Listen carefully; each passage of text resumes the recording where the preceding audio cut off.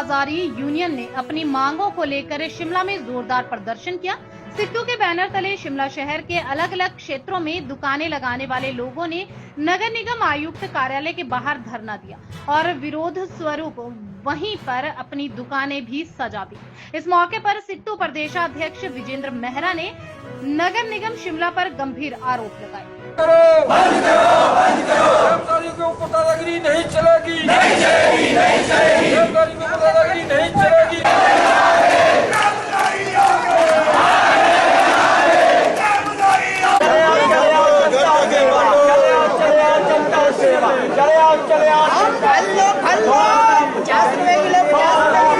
नहीं किसी के बाप का, शिमला है हम आपका, नहीं किसी के बाप का, जो हमसे टकराएगा चूर चूर हो जाएगा, जो हमसे टकराएगा चूर चूर हो जाएगा, जो हमसे टकराएगा चूर चूर हो जाएगा। अभी तो ये लड़ाई है, आगे बड़ी लड़ाई है, एमसी में सजेगी तय बजाई, सजेगी तय बजाई। देखिए, इसमें दो प्रश्न जो आपने उठाए हैं कि कोई भी आके बैठ जाए। जो कानून है, जो स्ट्रीट वेंडर्स एक्ट है, वो कहता है कि जहां की जो जनसंख्या है किसी भी जगह की, उसका लगभग 2.5% तक भी वो तय बाजारी में बच सकता है, वहां काम कर सकता है। तो अगर शिमला की जनसंख्या के हिसाब से देखेंगे तो 7,500 होने चाहिए थे यहाँ तय बाजारी। यहाँ तो 1000 लोग भी नहीं है तय बाजारी, आपको 1000 से भी दिक्कत हो गई, 7,500 भी हो सकते थे जनसंख्या के हिसाब से, आप 1000 के पीछे भी पड़ गए। और दूसरी बात, 1000 भी प्रैक्टिकल रूप में नहीं है, उससे कम ही है ये, 700 भी नहीं है, 700-750 भी नहीं है, उनके पीछे आप पड़ गए। ये पूरी तरह से गैर तार्किक है, ये तर्क संगत नहीं है।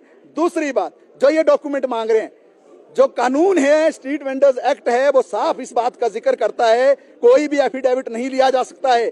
कानून में साफ लिखा है कि किसी भी व्यक्ति को अपना तय बाजारी का काम करने का अधिकार है।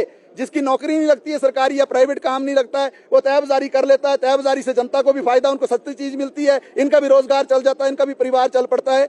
जो आपने विषय उठाया है, ये जो एफिडेविट में इन्होंने शर्तें ला दी हैं कि अगर किसी के घर में मान लो कोई सरकारी नौकर है तो वो तय बाजारी का काम नहीं कर सकता है। मान लो एक परिवार है जिसके अंदर माता पिता हैं, पिताजी कल तक जो है नौकरी में थे या अभी भी हैं, पेंशन होल्डर हो गए, और उनका बेटा एक ज्वाइंट फैमिली के अंदर है, उसके पास कोई रोजगार नहीं है, और उसको अगर अपने परिवार को चलाने के लिए, अपनी बीवी को जो है आर्थिक संसाधन देने के लिए, बच्चों को आर्थिक संसाधन देने के लिए अगर रोजगार करना पड़ेगा, तो हमारे देश का संविधान उसकी इजाजत देता है।